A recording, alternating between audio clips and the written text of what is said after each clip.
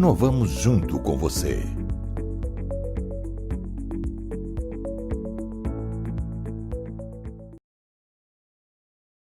Olá, meus amigos e minhas amigas do site Notícias Agrícolas, estamos aqui para mais um programa Conexão Campo Cidade. É um programa que busca unir assuntos de relevância para o público urbano e para o público rural. Estamos aqui com os meus companheiros de bancada, Alexandre Mendonça de Barros, Roberto Rodrigues e José Luiz Tejon, para debatermos temas atuais, relevantes, que aconteceram durante a semana passada e que irão acontecer durante essa semana. Vale a pena ressaltar que este programa é um oferecimento de Syngenta, inovamos junto com você. E também o programa, a partir de hoje, tem o apoio de Mosaic Fertilizantes. Então, gostaríamos de dar as boas-vindas à Mosaic Fertilizantes, ao nosso programa, que se junta com a Syngenta como nossos patrocinadores. Amigos, boa tarde. Qual o tema para começarmos a discussão? Roberto. Ô, Marcelo, Alexandre, Tejon, Ana, boa tarde a todos. Boa tarde que está conversando com a gente aqui também. Eu queria falar um pouco sobre tecnologia, Marcelão, até porque eu publiquei um artigo no Estadão de ontem, contando um pouquinho a história da Embrapa, sabe? Isso é uma coisa que tinha muita discussão, quem fez a Embrapa, quem não fez a Embrapa. Então, eu pesquisei bastante, conversei com gente da Embrapa para ter um pouco mais de clareza. Fui ver os livros da Embrapa, o famoso livro negro, o livro preto da Embrapa, que foi feito pelo Daniel Cabral, foi bem da Embrapa. Fui estudar um pouco, para ter um pouco de clareza nesse processo. Então, eu queria falar sobre tecnologia um pouquinho. A Embrapa foi criada em 1973 pelo ministro Luiz Fernando Cirne Lima, ministro gaúcho, um grande agrônomo gaúcho, colega nosso, Alexandre, um cara craque, que foi lá em Minas Gerais. O Paulo Linera era secretário de Agricultura de Minas Gerais, do Rondon Pacheco, falando da Revolução Militar, né? Uhum. E o Paulo criou o PIPAENG, que era programa integrado de pesquisa, agricultura, que deu muito resultado. O Cirne gostou do negócio, criou um grupo de trabalho. O grupo de trabalho fez uma proposta, assinada por ele e pelo ministro da Planejamento, que era o Reis Veloso, e entregou um trabalho ao presidente da Rasta Azul Médici, que gostou da ideia e tocou para frente. Então, a Embrapa foi criada, finalmente, graças a esse trabalho extraordinário, liderado pelo Cirne Lima, e foi criada em 73, na Embrapa. Na verdade, a data exata de criação da Embrapa foi em 28 de março de 73. O Cirne Lima criou a Embrapa, instalou a Embrapa num prédio lá em Brasília, de administração pública. No meu primeira diretoria, que tinha o Zé Irineu Cabral como presidente, o Eliseu Alves como diretor, um cara extraordinário também, o Eliseu Alves, e a Embrapa foi criada. Mas, poucos dias depois, o Cirne Lima, em 9 de maio, deixou o governo, irritado com problemas na área econômica do governo, deixou o governo e virou ministro da Agricultura um rapaz chamado José Francisco Moura Cavalcante, que era de Pernambuco. E aí a Embrapa ficou meio adormecida. Terminou o mandato do presidente Médici, assumiu o presidente Geisel em 15 de março de 74, quer dizer, um ano depois da criação da Embrapa, e o Paulo Linera é ministro da Agricultura, atraído pelo próprio presidente Geisel, que conheceu o trabalho dele em Minas Gerais. Ele aqui impulsionou a Embrapa e deu origem, e o Eliseu Alves, que foi o grande diretor, presidente dele da Embrapa, que mandaram mais de 1.000 técnicos contratados para estudar no exterior, rotas tecnológicas, voltaram e falaram, agora você tem que tropicalizar a rota tecnológica. Então, eu queria contar isso porque é botar pingos nos is, né? A Embrapa foi feita pelo Cirne Lima, com apoio integral. O Delfim Neto era grande defensor também da área de pesquisa, tinha o apoio do Eliseu Alves, que era muito ligado a ele, os dois também trabalharam. Então foi a criação da Embrapa foi assinada pelo Carlos Médici, Cine Lima, Veloso e Delfim Neto. Essa história, mas ela só virou mesmo uma estrutura que virou, que é hoje, com o trabalho do Eliseu Alves, do pessoal que estava lá, e o Paulinelli como ministro da Agricultura tocando para frente do projeto. Então eu queria falar sobre isso, Marcelo, para avançar um pouco no tema, dizendo o seguinte: antes da Embrapa, tinha vários institutos estaduais de pesquisa. O Agronômico de Campinas, mais de 100 anos, é uma história fantástica. O biológico está em São Paulo. Aqui em Minas, a EPAMIG. Né? EPAMIG. Né?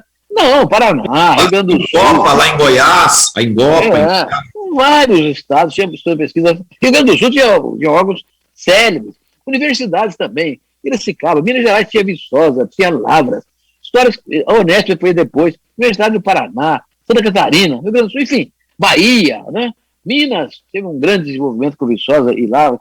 Então, a verdade é que havia, antes da Embrapa, uma estrutura de pesquisa dispersa. E a Embrapa, ao ser criada, também criou o Sistema Integrado de Pesquisa Agropecuária no Brasil, liderado pela Embrapa. Então, é mostrar isso. A Embrapa tem um papel extraordinário na história contemporânea da agricultura brasileira, mas antes dela, já tinha obras de pesquisa maravilhosas, universidades maravilhosas. Nós todos nos formamos em escolas importantes da agricultura. O Alexandre e eu em Piracicaba, Luiz de Queiroz, onde meu pai se formou, meu filho, dois filhos, dois netos, formaram lá, são 4 gerações de agricultura. Então, eu tenho um orgulho enorme, Marcelo, de participar desse processo de tecnologia. Não há futuro para uma nação sem ciência, não há futuro para uma nação sem tecnologia. E eu acho que esse coisa está um pouco abandonado nos estados, viu, Marcelo? São Paulo, particularmente, eu vejo uma tristeza muito grande, um certo desleixo com os órgãos de pesquisa paulistas, sobretudo com agronômico. Eu nasci lá, nasci literalmente, eu nasci na Estação Experimental de Agricultura em Corderópolis, lá, meu para-chefe está sendo na Vila Grossa. Eu vejo hoje a ciência em São Paulo, agrícola, sendo um pouco de lado. Então nós precisamos prestar atenção nisso. Hoje, conversava sobre o plano de safra desse ano, que é um plano bom, como já conversou na semana passada. A área de soja vai aumentar, milho vai aumentar, com tecnologia. Então a Tereza Cristina, a ministra, foi muito sábia, colocou mais recurso para o investimento, que vai aumentar a área plantada, vai aumentar a tecnologia, equipamento, novidade. Então, nós precisamos evoluir com ciência e tecnologia. E, sob nenhuma hipótese, voltar para trás desse processo. Esse comentário apenas, Marcelo. Ô Roberto, eu queria acrescentar alguns pontos aí que você colocou, até para aumentar ainda mais a nossa banda de debate aqui. Eu, pessoalmente, eu acompanho a Embrapa eu formei em agronomia em 78, onde lá para cá eu sempre acompanhei o trabalho da Embrapa e sou um fã, um grande admirador do trabalho que a Embrapa fez. Muito do que o agronegócio é hoje, nós devemos à Embrapa, isso não há dúvida.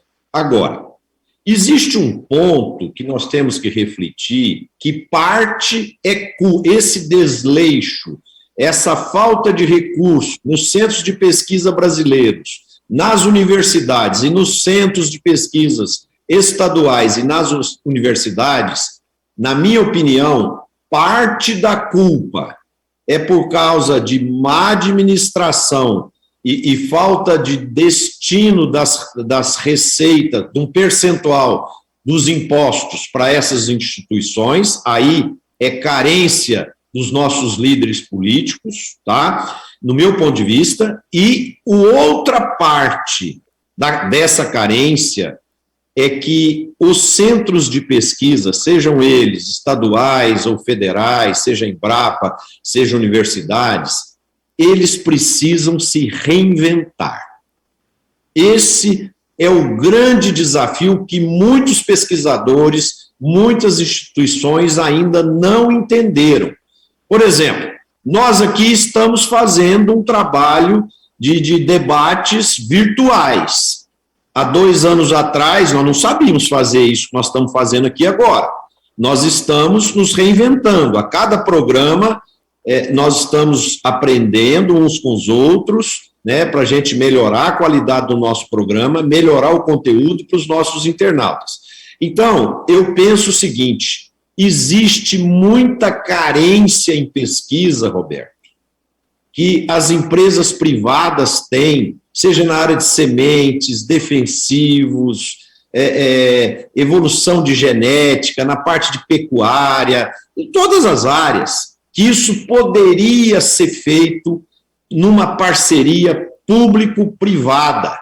E aí, essas instituições como Embrapa, como universidades, poderiam receber recursos significativos do mundo privado, como é feito nos Estados Unidos. Por exemplo, você vai nos Estados Unidos, você vai conversar com um empresário, ele fala, não, isso aqui nós estamos definindo com a universidade ou com o centro de pesquisa, quer dizer, então é um trabalho a quatro mãos. Eu penso que as nossas instituições dependem só de verba do governo, e aí eles precisam arregaçar as mangas e ir buscar essas oportunidades nas parcerias com as empresas privadas. Eu não sei se vocês três concordam com isso.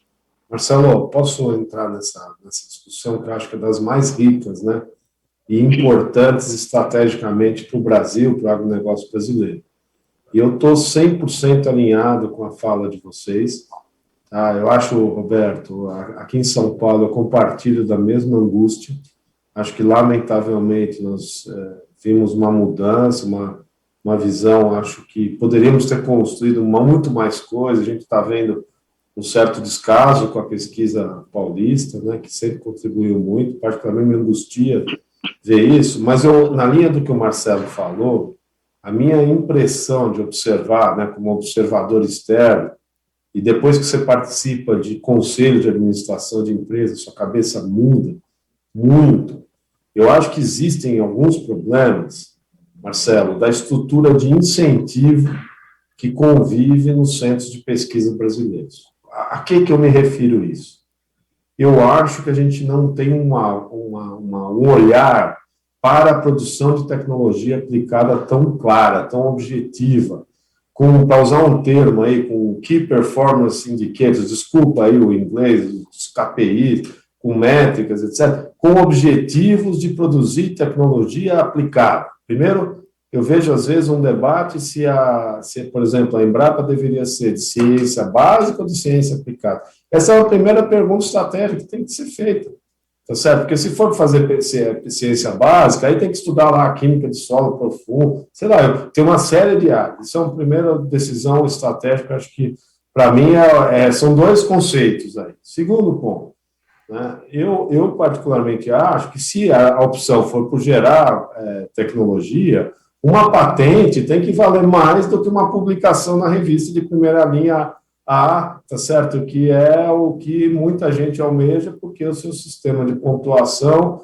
dentro da carreira é em cima de critérios que me parecem mais acadêmicos do que de uma empresa de tecnologia, tá certo? Eu tenho esse tipo de debate, eu acho, é o que a gente teria que ir, Marcelo, para realmente. E se assim for, a gente tem que ir atrás das perguntas. Eu tenho um amigo hoje que foi para um centro de pesquisa americano.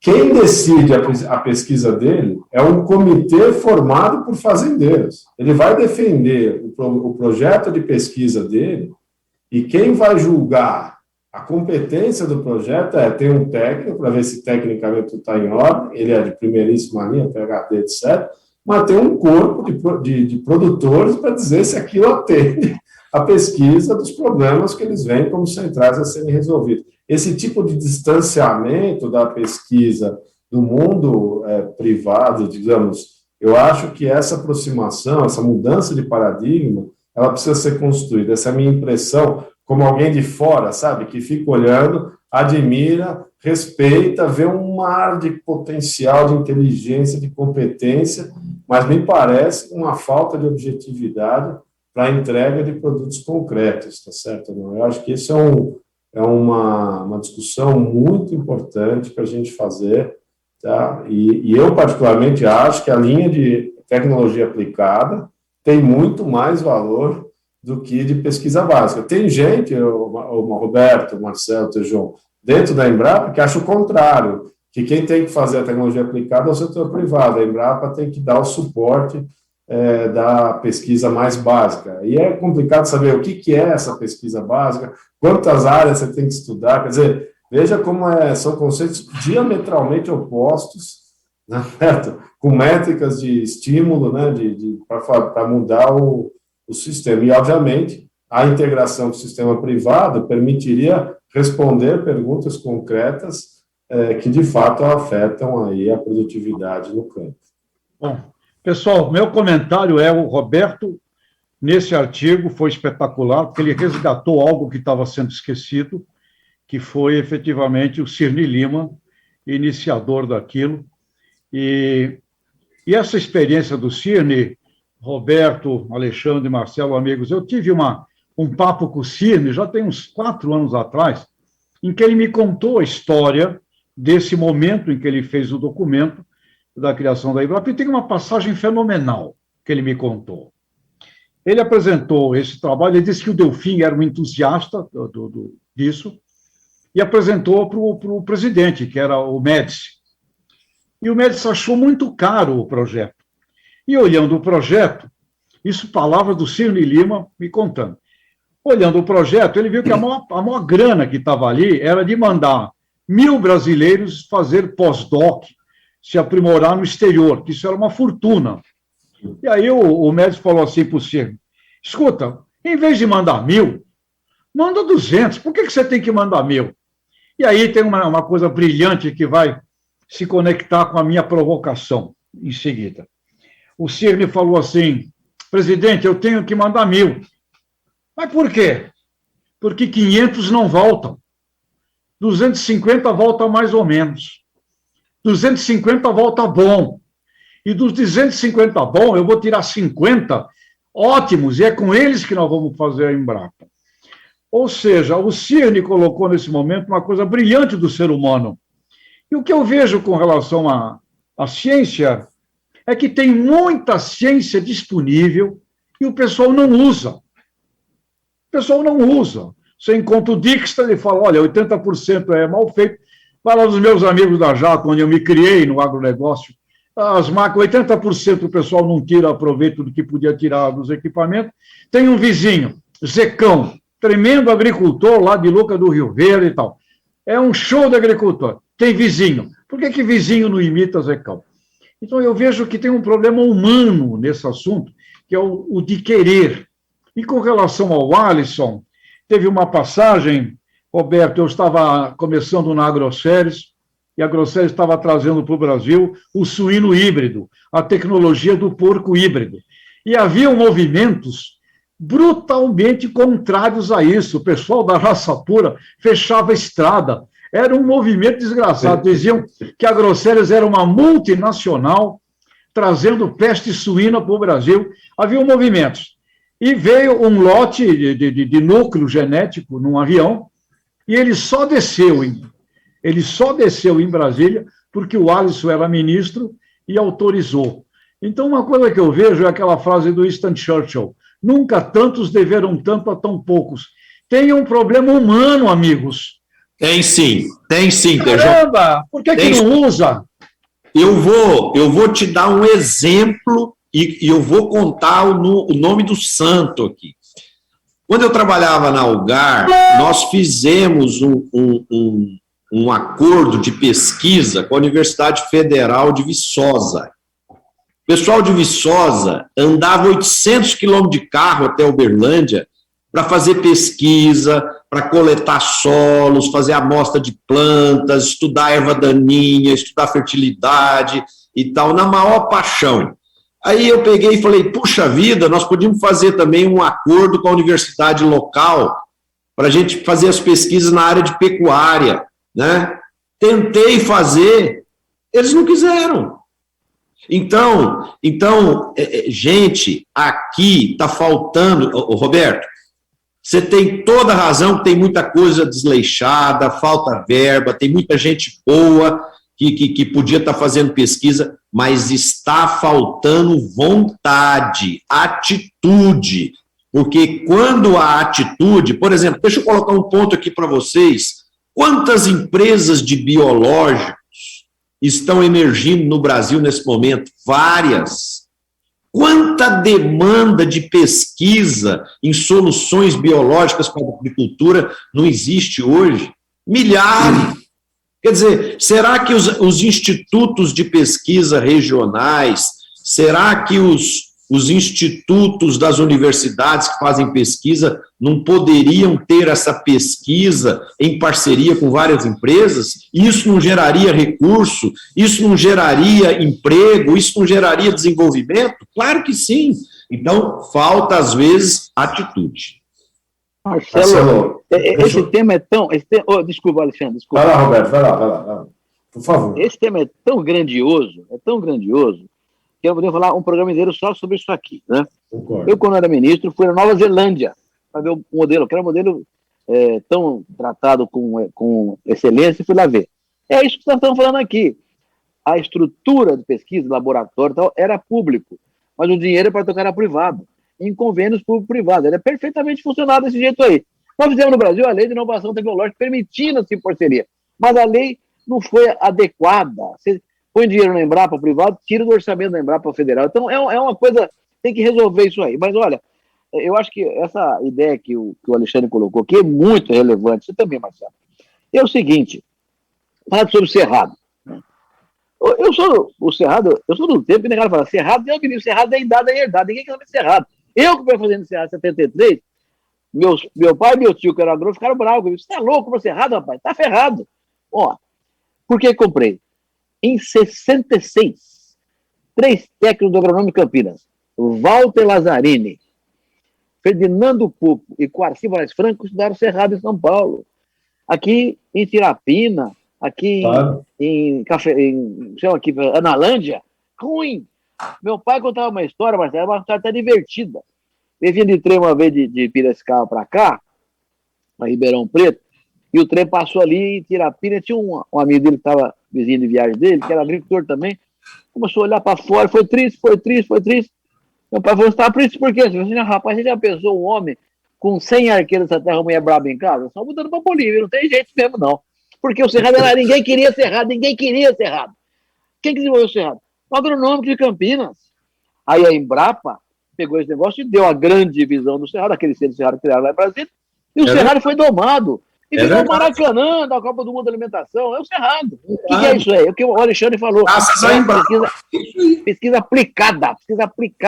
Ciência, o que era? Que tinha que mexer com acidez do solo, com correção química do solo, com questão fisiológica.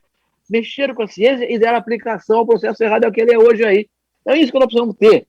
Eu acho que o Alexandre está certo na visão dele também, viu, Marcelo? Você também. E o Tejão foi muito claro no que ele contou a história dele aí. É verdade.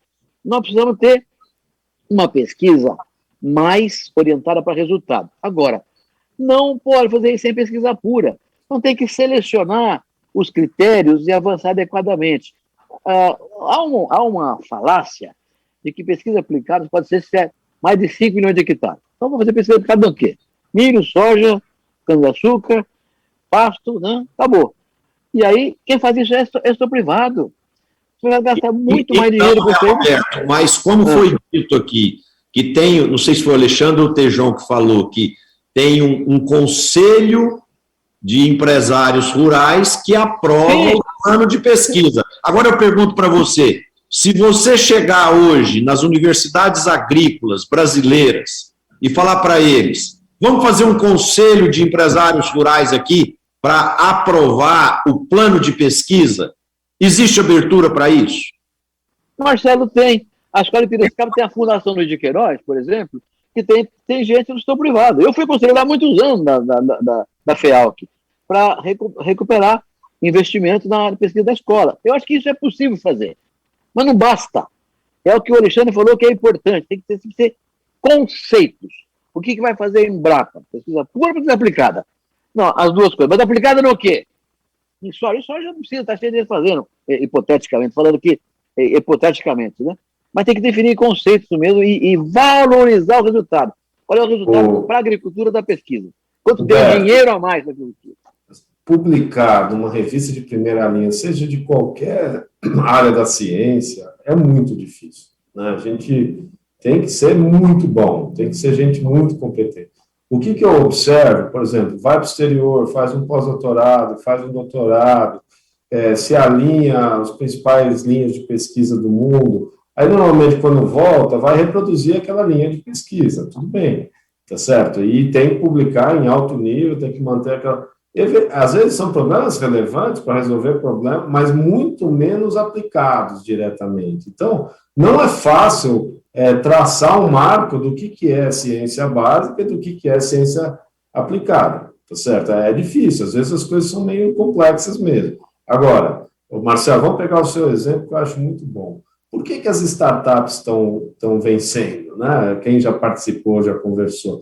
Pega um problema concreto, difícil às vezes de ser resolvido, e vai batendo cabeça, vai dando solução para aquele negócio, e vai achando um mar de soluções. Ou seja, mas por quê? Porque o foco eu preciso vender isso precisa ser útil para quem vai comprar esse meu produto, e preciso responder um problema concreto. E tenho alta ciência por trás disso, porque não dá para dizer que não tem também. Então, veja como a gente dando os incentivos corretos, tá certo? Avaliando, eu me lembro como professor da USP, tá certo? Eu nunca gostei tanto de pesquisa quanto eu gostava de dar aula. Eu deveria ser avaliado diferente. Na Getúlio Vargas eu fui avaliado diferente. Falei, eu quero que você venha aqui para dar aula. Você não precisa, sua pesquisa não precisa, que é o que eu gostava de fazer. E, infelizmente, às vezes, as instituições exigem que o pesquisador dê aula, faça extensão, publique, mas se você der um contrato diferente, com um incentivo diferente, eu tenho certeza que sai um monte de patente do outro lado, com participação de quem pesquisou, etc. A gente tem que mudar essa relação. Eu acho que o Brasil tem muitos problemas ainda para serem resolvidos. Porque existe um paradigma, às vezes, que eu já ouvi de vários pesquisadores, que não tem mais problema tecnológico para ser resolvido na agricultura brasileira. Eu discordo. Tem muita coisa acontecendo. Tem todo dia. Né? Todo dia tem problema concreto. A tecnologia evolui, mas o inseto evolui, a doença evolui. Exatamente. Isso é um processo contínuo, não pode parar. Gente, nós temos um internauta que quer fazer uma pergunta para nós. Ana Paiva, por favor, a pergunta do internauta, por favor. Bom, aproveitando. Tá sem som, Ana. Tá sem som, Ana. Tá ok. Melhorou? Melhorou. Agora foi. Aproveitando o tema, o Fábio Mattioni de Jaciara, ele gostaria de saber se o governo deveria investir primeiro os recursos para pesquisa nas universidades privadas ou públicas. Eu acho que nós já falamos sobre isso. Não tem primeiro nem segundo. Aí tem que ter uma estratégia. Uma estratégia que vai definir quem vai fazer a pesquisa aplicada, vai ser a pesquisa pura, a pesquisa inicial. Tem que ter uma estratégia para isso aí. E aí, provavelmente, o setor privado vai dar respostas mais objetivas. Então, vai buscar pesquisas mais acadêmicas, que vai criar realmente a base da ciência para as pesquisas aplicadas resolver depois do setor privado. Mas eu acho que tem que ter uma estratégia que defina o que cada um vai fazer.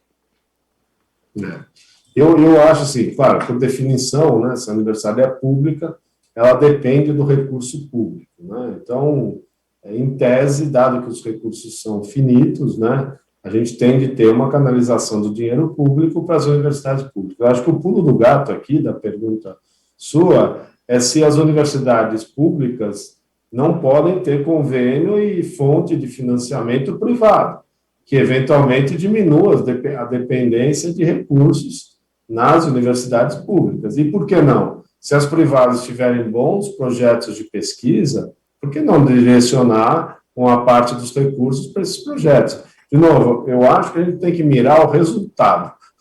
Tá certo ou não? Se o objetivo é criar ciência aplicada e tecnologia, a gente tem que medir o resultado disso de uma maneira consistente, tá? E quem estiver entregando mais, naturalmente vai atrair mais investimento, né? Então, de fato, não fecharia as portas. Mas acho que o dinheiro público, quase que, né, de uma maneira natural, tende a fluir mais para as universidades públicas que dependem desse recurso. Universidades e empresas de pesquisa, né? Não só exatamente, exatamente, perfeito. Eu pessoalmente concordo com o que vocês disseram, mas eu acrescentaria um ponto aqui, o seguinte. Vamos imaginar uma universidade agrícola, uma universidade de agronomia privada. vamos dizer que ela faça uma parceria com a Syngenta, por exemplo, ou com a Bayer, ou com a BASF, e ela ajuda a desenvolver uma variedade de soja nova, mais produtiva, mais resistente. Já pensou se ela ganhar como royalty 2%, 3% da receita do uso dessa tecnologia? Quer dizer, só um valor desse é possível viabilizar uma expansão significativa do crescimento do centro de pesquisa, mais pesquisadores, mais professores. Então, é o seguinte, isso aqui, gente, é um ciclo virtuoso. Nós precisamos quebrar, é o ciclo vicioso. A universidade não pesquisa porque não tem dinheiro. E porque não tem dinheiro, ela não pesquisa. Quer dizer, então, vamos quebrar esse ciclo vicioso e começar a pensar num ciclo virtuoso, onde a pesquisa gera royalties, gera recursos, gera prosperidade, gera desenvolvimento, e todo mundo ganha com isso. Tejon, faça uma provocação, Tejon. Faça aí. A provocação tem a ver com esse tema. Tem a ver com esse tema. E, de novo, eu preciso me servir de um exemplo vivido com Ney Bittencourt de Araújo, na Agroceres, onde nós entendíamos naquela época que pesquisa de porco tinha que trazer da Inglaterra, pesquisa de frango tinha que trazer da Escócia, não tinha jeito. Nós não íamos nunca conseguir aqui o estado da arte que já estava desenvolvido lá fora. Mas nós estávamos muito irritados com o milho. Início dos anos 80, o Brasil produzia mais ou menos 50 milhões de toneladas de grãos. A semente de milho que a gente disponibilizava permitia 7, 8, 9, 10 mil quilos por hectare. Média brasileira, 2.100 naquele período. E nós, o Ney, Evandro do Carmo Guimarães, que era o diretor da Globo, nos reunimos um dia e falamos, o Brasil tem que ter 100 milhões de toneladas de grão, não 50. E se o pessoal com milho, que pode plantar de norte a sul, leste a oeste, tiver uma produtividade a metade do que essa tecnologia permite, nós podemos sim buscar 100 milhões de toneladas de grão. Esse foi um sonho. E naquela época, a Rede Globo, com o Evandro, toparam esse desafio e fizemos um trabalho na década de 80 genial com o milho. Agora, quando que o milho decolou? Na primeira exportação que a Coamo fez de milho. Só decolou quando passamos a ter relacionamentos e enfrentamentos com o mercado internacional. E levou um tempo. O milho hoje, é um sucesso, o milho. A gente pode ter. Estados Unidos tem 388 milhões de toneladas de milho. Nós podemos ter 200 só de milho. Portanto, nós temos muito conhecimento. Eu sinto isso, existe muito conhecimento. E o que está faltando, sabe o que é? É meta de vendas. E aqui eu quero dizer, eu tive uma experiência do Estadão vendendo algo que ninguém queria comprar, vendendo anúncio em lista telefônica. Ninguém queria comprar. E a coisa mais fascinante do mundo é quando você tem que vender alguma coisa que ninguém quer comprar. E está aqui o desafio. Em 10 anos, o Brasil pode vender 500 milhões de toneladas de grãos? Podemos vender para o mundo, podemos abastecer melhor o mercado interno. A meta brasileira, em 10 anos, com a tecnologia existente, poderia ou não poderia ser de 500 milhões de toneladas de grão? Portanto, eu acho que está faltando alguma coisa como essa. Pessoal, vamos crescer o país, vamos dobrar o país, vamos fazer. E agora, aí entra as considerações do Marcelo, do Alexandre e do Roberto. Precisa ter seguro, precisa ter irrigação, precisa ter mercado. Precisa ter uma série de... Mas vamos buscar, vamos vender, vamos procurar os mercados, né? Portanto, está aí meu desafio. Acho que sim, temos muita coisa a fazer na pesquisa, mas cuidado com a pesquisa inútil também, e sem dúvida alguma, com o que a gente tem, pessoal, a gente podia estar o dobro do país já, podia sim. Pensar grande, Tejon, pensar grande... evidentemente, sem tirar o pé do chão, faz a gente prosperar e avançar. Quando a gente pensa pequeno, a gente não consegue evoluir, né? Então, eu penso que essa ousadia faz com que a gente tem que mirar o tiro na lua. Se a gente errar, acerta nas estrelas, né? Boa! Tá certo. Ô, Tejão, eu acho o seguinte, possibilidade, tem várias coisas na sua fala que são muito interessantes, como sempre, né? Primeiro é o seguinte, 500 milhões de toneladas de grãos, tem 2 países no mundo que produzem, um pouco mais que isso, que são os 2 maiores do mundo, exatamente Estados Unidos e China, né?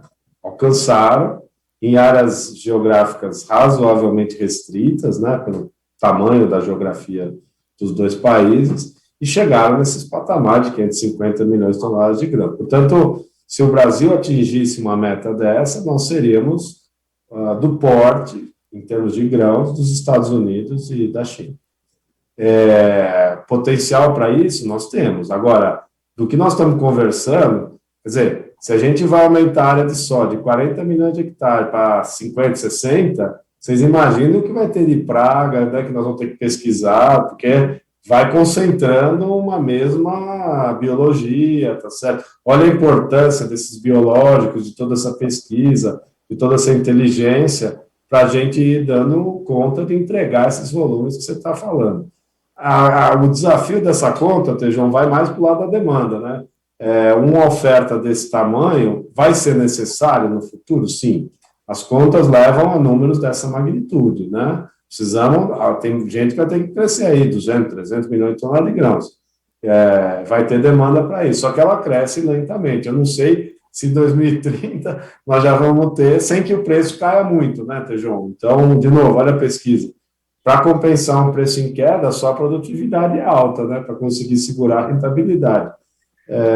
Mas é um belo desafio, né? Acho que os 330 que você estava perguntando no começo, nós já vamos bater agora, tá? Se colher bem ano que vem, vai chegar muito perto do número desse, né? Eu acho que é uma coisa muito bonita e muito desafiadora, mas acho que nós vamos ser um país de 500 milhões de toneladas de grãos, sim. No caso do milho, Alexandre, na linha do Tejon, a produtividade média de milho no Brasil é muito baixa ainda, né? Comparado com os Estados Unidos, é muito baixa. Então, e a tecnologia é conhecida, o Tejon está certo, nós sabemos o que tem que fazer. Por que não compra? Não tem dinheiro. Então, você tem que ter o negócio do círculo virtuoso. Aumentar a tecnologia, aumentar a produtividade, aumentar a renda para a tecnologia. Então, você tem que estar sempre fazendo uma hipérbole de crescimento virtuosa. Tem logística, né, Tejão? Tem que estar com uma estrutura logística compatível com um volume dessa magnitude. Quem conhece os Estados Unidos sabe as diferenças. E tem um assunto que volta para o ponto anterior que eu queria ter falado e que casa aqui, né? O professor Eliseu Alves, que o Roberto citou muitas vezes, que é um grande economista também, né, conhece muito de microeconomia, eles montaram na Embrapa um núcleo de pesquisa para medir a taxa de retorno aos investimentos em pesquisa, e isso é uma longa tradição da economia agrícola, né?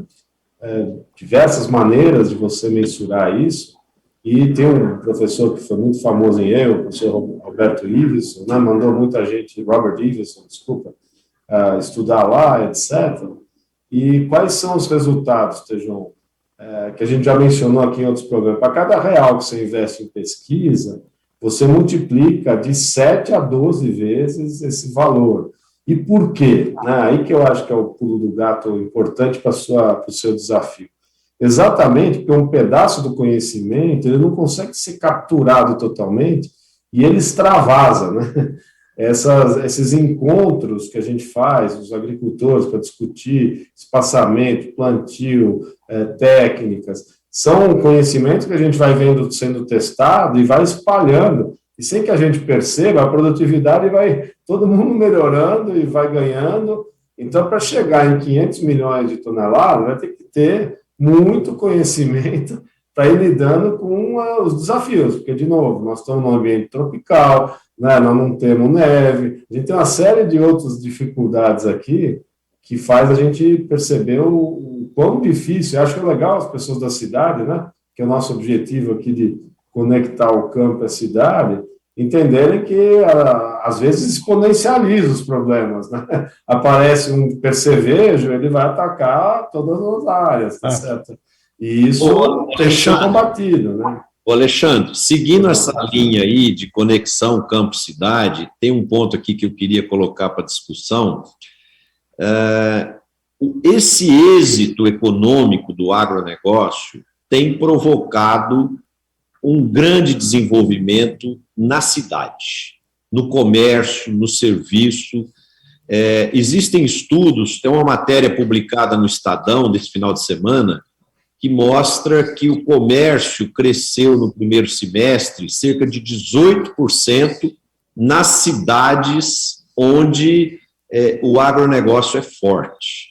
E houve uma multiplicação nas vendas de aviões, de caminhonetes, de carros, de roupas de luxo, bolsas, sapatos, né? Por exemplo, existem bancos que a área de private, que são as grandes fortunas, representa hoje o agronegócio só 2%, 3%.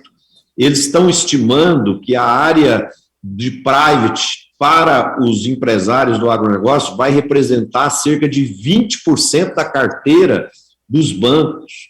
Então, por aí, a gente vê a força do agronegócio, quer dizer, gerando desenvolvimento não só dentro das fazendas, mas gerando desenvolvimento para o comércio, para o serviço, para os bancos, para todas as atividades econômicas. Exatamente, e a gente viu, né, saiu hoje, até estava aí nos jornais, os resultados de arrecadação, né, de como o ICMS está um pedaço a inflação, sim, é verdade, mas um pedaço esse boom de commodity que está gerando uma multiplicação em vários estados. E esse é outro elemento, Marcelo, que nós já discutimos aqui e que eu acho de alta relevância.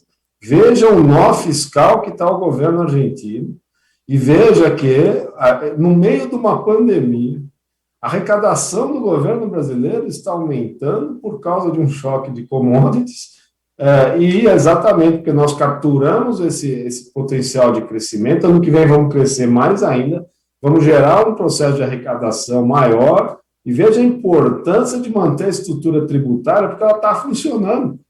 A gente, por nosso setor, nós estamos crescendo e gerando mais tributos, justamente porque tem um ciclo de crescimento muito virtuoso. É isso que eu fico bobo de ver essa discussão da reforma tributária. Quer dizer, a turma quer subir a barra, evidentemente isso diminui o dinamismo da economia. Então, a gente está vivendo um momento que o agro pode mostrar o benefício que é de estar com um sistema com produtividade crescente, concorrendo no mundo. Aliás, se vocês me permitirem, era o tema que eu tinha trazido para hoje, saiu de novo todo ano, o Roberto sempre cita essa pesquisa, mas saiu essa semana da OCDE uma atualização dos subsídios às agriculturas do mundo. E chegaram num valor de 720 bilhões de dólares. E a hora que eles começaram a medir, país por país, quanto da renda do agricultor significa essa transferência do setor, do consumidor ou de quem paga imposto para o agricultor, você tem países que 70% da renda dos agricultores vem na forma de transferência e subsídio. O resultado que eles trouxeram para o Brasil é um dos mais eficientes do mundo, da renda bruta, 1,3% vem de alguma forma de subsídio. E se nós usarmos os números de 21, que a gente estima que a renda agrícola saiu de 600 e poucos bilhões para 1 trilhão, esse número vai vir para 0,5, sei lá, vai virar 0,7, sei lá, é uma coisa desprezível, o que mostra que o agronegócio brasileiro soube incorporar a lógica da concorrência com muita eficiência, sem precisar de transferência. E, de novo, Tejão, olha lá, seu ponto. Se nós tivéssemos abertura dos mercados internacionais, menos protecionismo e menos, ou seja, se as leis de mercado internacional valessem sem esses subsídios, nós íamos ocupar espaço na Suécia, na Islândia, na Dinamarca, que são justamente os países que transferem até 60% da renda do agricultor vem do setor público. Então, veja como o mundo é complexo e que nós, brasileiros, conseguimos construir um sistema extremamente competitivo. Verdade, Alexandre. Tejão, só um minuto. Antes de você falar, Tejão, um minutinho só. Você vê o número do Tejão, do Alexandre. 720 bilhões de dólares de subsídio. Gente, dá 2 bilhões de dólares por dia. 2 bilhões de dólares por dia. O Brasil não gasta isso por ano. Tejão, desculpa. Mas o subsídio, velho inimigo aí. Mas, Alexandre, a gente tem que conquistar o mundo. A gente tem que vender para o mundo. Tem essas teses que estão aí, Roberto. Né? A gente tem que ter uma concentração. Eu estou muito nessa, de venda. Nós temos que aprender a vender. Vender isso, olha, nós podemos ter um bioma protegido, nós podemos ter 500 milhões, sim, de toneladas de grão, assegurar para o mundo isso. E outra, a gente está bem, o preço, e você, Alexandre, conhece mais do que a gente esse assunto, mas tem muito nego aí de ovo, de frango, suíno, tá? Que estava com problema. Verdade. Então, a gente tem muita coisa para poder fazer. E é uma coisa que nós temos que provocar aqui no nossa conexão, provocar para ter foco. Foco. O Brasil não merece ter esse PIB. O Brasil pode ser muito maior. E se ele for muito maior, tudo isso que você acabou de falar, agribusiness, você irriga o país inteiro com riquezas. Né? Então, caramba, vamos provocar esse país para uma meta mais audaciosa e mais ambiciosa. Deixa eu provocar. Deixa eu só fazer uma provocação. Tejão, você chegaria na Suécia, que entrega lá, sei eu, 50%, precisa ver o número exato, perdoe se eu estiver errado, 50% de subsídio do agricultor. O que você falaria para o sueco para mudar uma situação dessa, querendo ampliar os mercados, o acesso, por exemplo? Qual seria a sua estratégia de comunicação? A estratégia seria, assim como eu imagino todos os povos que têm problemas graves de indignidade de vida humana, não vai ser mais possível existir gente que não tem o que comer no planeta. Nós somos o Brasil, tropicais, somos uma mistura de todas as raças. Nós podemos fazer aqui alimentos sob todas as regras ESG. Agora, por favor, desenvolvam seus agricultores aí para coisas mais sofisticadas, especiarias, para o mundo mais do terroir, o terroir sueco, o terroir da Irlanda, e não impeçam um país como o Brasil seja punido porque você tem essa concorrência desleal. E aí, gente na OMC de alto nível, temos que ter gente que trate isso com muita dignidade, que seja respeitado. Se não tiver esse respeito, nós vamos falar disso de que jeito lá fora? Porque esse tema do subsídio, eu já escuto isso desde 1977. Olha o subsídio deles, olha o subsídio deles. A gente tem que trabalhar essa coisa. E tem coisa para fazer, Alexandre. Tem intercooperativismo para fazer. Tem coisas que a gente pode fazer. Porque mesmo com todas essas dificuldades, o Brasil conseguiu chegar em 260, 258, o número que vai ter esse ano, milhões de toneladas, e vender frango, e vender porco, e vender frutas, com todas as dificuldades. Então, o meu desafio não quero olhar no problema, eu quero olhar na oportunidade. E com todos os problemas que o Brasil enfrenta, tem gente valorosa, enfrentando, vendendo e fazendo acontecer. Se tem alguns que fazem, por que outros não podem fazer? Isso aí acho que é a questão humana que eu quero provocar aqui os nossos internautas e todos nós. Alexandre. Vai lá. Ô, Marcelo, eu quero dar uma resposta para o Alexandre do que eu fazia quando eu era ministro na rodada de Doha. Nós estamos fazendo rodada de Doha que até hoje não sai do lugar. Mas a resposta à tua pergunta eu dizia o seguinte para a Suécia, Alexandre. Quer subsidiar o teu produtor? Subsidia. Até o limite da segurança alimentar interna. Agora, você não pode ter um subsídio que gere excedente exportável e vai competir injustamente com quem não tem subsídio. Então, eu acho que quer dar subsídio, pode dar, mas até a produção interna, até o abastecimento interno ser resolvido. O resto, não, porque aí é deslealdade comercial. E, Roberto, podia falar lá para os suíços pesquisarem farmacêuticos, fármacos, produtos de beleza da Edelweiss, aquela linda flor dos Alpes suíços, não é? Bota foco nisso, né, Roberto? É o nome de uma música bonita também, viu, Sejão? Edelweiss é uma bela música. É verdade. Roberto, um pedacinho da música eu não conheço. É verdade. Edelweiss. Eu não lembro mais o resto. Mas é Edelweiss. É uma valsinha bonitinha. uma flor linda dos Alpes. Pesquisa isso aí, bota o pessoal para fazer fármacos lindos, produtos de beleza maravilhosos, né? Agronegócio também é romantismo, né? Óbvio, claro que sim. Às vezes é tango, mas é bom também. Perfeito. Um outro assunto que eu queria aqui colocar para reflexão nossa, semana passada, a Três Tentos, lá do Rio Grande do Sul, fez seu IPO, abriu capital, e ela arrecadou 1 bilhão e 300 milhões no lançamento das suas ações. A empresa, nesse patamar, ela foi valorizada em 6,1 bilhões, né? E é uma empresa com 40 lojas de insumos agrícolas, trabalha também na produção de biodiesel, na produção de farelo de soja, está criando uma nova planta no Mato Grosso agora de biodiesel, e eu fico muito feliz, pessoal, quando eu vejo uma notícia dessa, porque isso mostra para toda a classe empresarial brasileira que um dia nós poderemos ter muitas empresas de agronegócio e capital aberto no nosso país.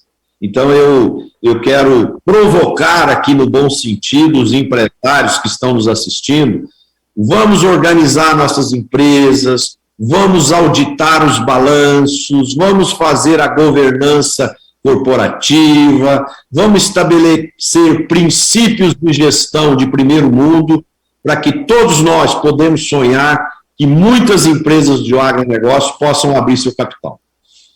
ESG na cabeça, Marcelão. É isso aí. ESG na cabeça. Eu acho, Marcelo, um outro aspecto que me parece super bacana e importante é também ter essas equipes de pesquisa nos mercados financeiros e que vai explicando o funcionamento de mercado, vai quebrando paradigmas para que o investidor urbano conheça mais, né, dos produtos agrícolas, dos ciclos, da importância, do conhecimento. E eu acho que a gente está vendo muitos agentes aí financeiros fazendo um trabalho muito bacana de mostrar, né, de analisar, de quebrar paradigmas e preconceitos, às vezes, que tem com o setor. Que não é fácil, diga-se de passagem. A gente tem que entender o que é um ciclo da commodity, que tem várias commodities, né, que essas commodities têm ciclos um pouco diferentes. Então, esse desenvolvimento é um desenvolvimento urbano e rural, tá certo? E que as empresas consigam comunicar, né, o que é a tendência, o que está... Vamos pegar o caso aí de biodiesel, né? Estamos vivendo provavelmente novas métricas aí mundiais. O presidente Biden, a gente já está vendo muitas refinarias de diesel se convertendo para o biodiesel, diesel verde, né, como chamam os americanos, porque vai virar um assunto central e é um problema global. A gente já tem notícia até de empresa americana de refinaria procurando óleo no Brasil, tá certo? Que pode ser o biodiesel direto. Nós estamos vendo isso no setor sucroalcooleiro, voltando toda essa história do ciclo de carbono, né, a importância disso, a Índia misturando etanol, tinha notícia hoje, né, do embaixador indiano discutindo os assuntos de etanol, que a Índia de fato vai virar um país relevante. Então, veja quanta coisa está acontecendo e que o mundo urbano precisa conhecer para se sentir mais seguro e perceber que é um excelente investimento o agronegócio brasileiro. Então, dos dois lados, nós temos que ir construindo, né, uma governança melhor. Legal. E o biodiesel, Marcelo, o biodiesel, a lei 2005, a lei do biodiesel. É recente o biodiesel, né? E já tem 10% de mistura no diesel, já era 13%, agora passou para 10% de mistura. É um negócio espetacular. O ano passado, nós produzimos aqui no Brasil 6,4 bilhões de litros de biodiesel. Nós deixamos de importar 6,4 bilhões de diesel fóssil, mais de 2 bilhões de dólares a menos para a produção nacional, gerando emprego, riqueza e alternativa para o setor rural. Então o biodiesel é uma grande sacada também. Grande sacada. Roberto, tem uma coisa que você sempre fala, que não existe mais essa coisa de campo, cidade, é tudo uma coisa só.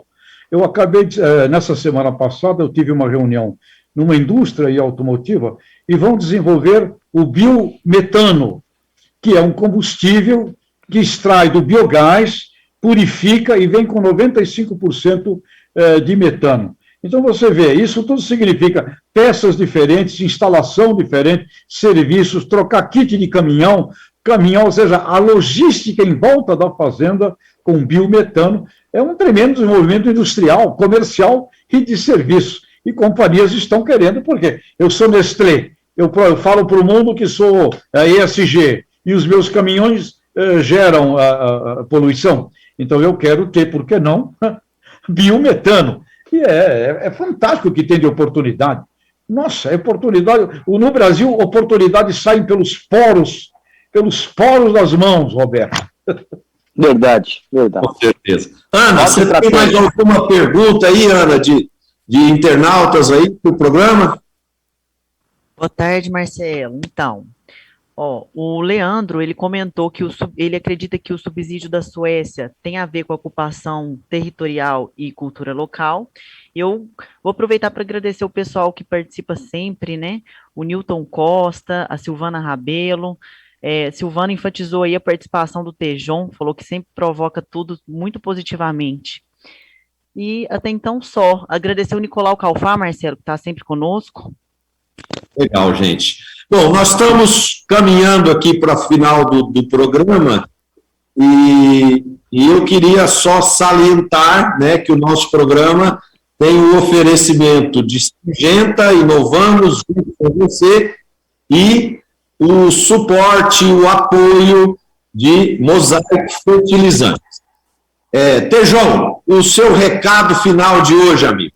Meu recado final é, inclusive, agradecer aos apoiadores, Syngenta, Mosaic, Estado da Arte e do Conhecimento, com certeza aí um trabalho grande para a incorporação de tecnologia com eles. Eu queria só salientar que a ministra Tereza Cristina, neste momento, está lançando um projeto, um programa de pesquisa, desenvolvimento para o Pantanal, que objetiva promover e elevar a prática do desenvolvimento sustentável com o empreendedorismo, com o SEBRAE participando, com o Ministério e com a Embrapa Pantanal. Ou seja, essas ideias todas, além da sustentabilidade, geram riquezas, campo, cidade. As cidades no entorno lá de todo o Pantanal vão ter ali produtos com valor agregado, diferenciados, comércio, serviços. Portanto, parabéns à ministra por mais essa iniciativa hoje, que também é, por coincidência, 12 de julho, Dia do Engenheiro Florestal. Um abração para eles. Alexandre. Marcelo, eu acho que o ponto alto para mim da nossa discussão, que eu gostaria, que acho que foi muito legal que o Roberto trouxe, a gente foi construindo, é que, de fato, a gente precisa debater esse tema da pesquisa no Brasil. Né? E acho, a minha opinião, embora seria muito legal ouvir aí as opiniões contrárias, é que nós deveríamos criar uma lógica mais aplicada, mais de geração de novas tecnologias, porque o desafio será grande, será maior ainda conforme nós virarmos o gigante que o Tejon sonha aí, que eu acho que não vai demorar muito, não, a gente está chegando nos números que ele sonha. Então, para mim, foi um grande ponto assim, que eu gostaria de reter e deixar como mensagem final. Eu queria, Alexandre, dentro dessa linha sua, aproveitar aqui a oportunidade que estamos ao vivo, de fazer um convite para o presidente da Embrapa, né, quando ele puder, quando ele quiser, participar aqui do programa conosco, para enriquecer ainda mais esse debate, para que a gente possa tentar encontrar caminhos e alternativas. Roberto. Eu vou falar uma frase que eu falei, vou repetir uma frase, Marcelo. Eu acho que não há futuro num país sem ciência, sem tecnologia, sem inovação. Nenhum país vai para frente sem ciência. E isso, a nossa base tem sido ciência agrícola e tem que continuar assim. E não está sendo dessa forma reconhecida pelos governos brasileiros.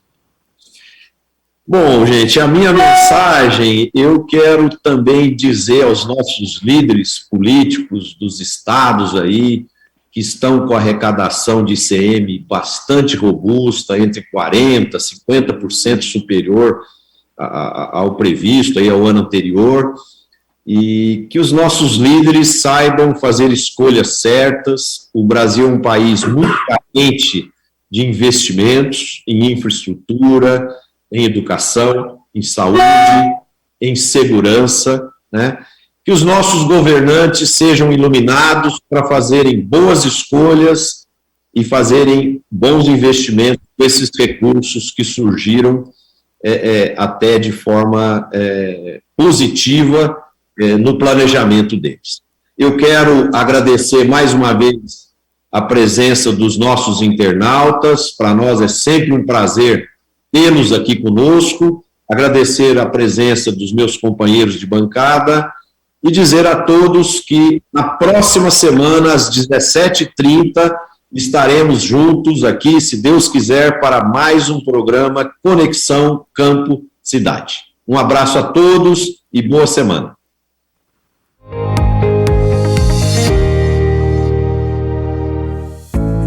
Oferecimento Syngenta. Inovamos junto com você.